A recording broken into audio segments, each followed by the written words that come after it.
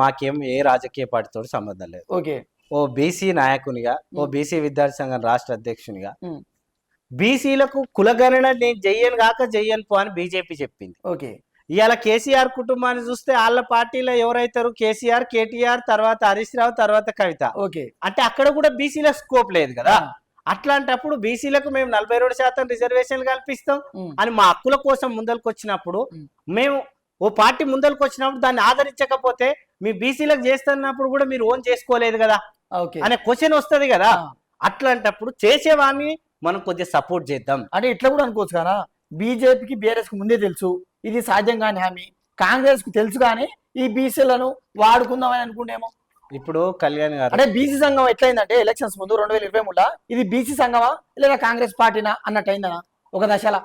కళ్యాణ్ గారు నేను ఏం చెప్తున్నట్టే, మా యొక్క రిజర్వేషన్లు ఇప్పుడు ఇవాళ బీసీ ప్రధానమంత్రి ఉన్నారని మనం అనుకుంటాం. అవునన్నా.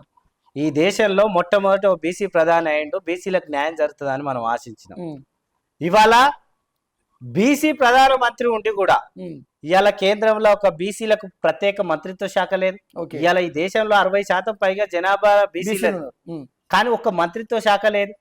కనీసం బీసీలకు చట్టసభలలో రిజర్వేషన్లు అయితే ఇవాళ కనీసం ఇవాళ అంబేద్కర్ ఇవాళ ఎస్సీ ఎస్టీలకు రిజర్వేషన్లు కల్పించడం వల్ల ఇవాళ వాళ్ళ యొక్క ప్రాతినిధ్యం అసెంబ్లీ వాళ్ళ ఎవరు పోటీ చేయాలన్నా ఎస్సీఏ ఉండాలి. ఇలా మన అచ్చంపేట ఉన్నది, అచ్చంపేటలో ఖచ్చితంగా ఎస్సీఏ పోటీ చేయాలి. అట్లా బీసీలకు లేకపోవడం వల్ల 60% జనాభా ఉన్నప్పటికీ కూడా ఇప్పటికీ 20% కూడా ఇవాళ అసెంబ్లీ మెట్లెక్కలేదు. ఇవాళ బీసీలలో చాలా చిన్న కులాలు కనీసం వార్డు మెంబర్ కాలేదు. ఇలా గంగిరెడ్లు చాలా కులాలు, దాదాపు 136 కులాలు ఇవాళ అడుగున బీసీలకు అన్యాయం జరుగుతుంటే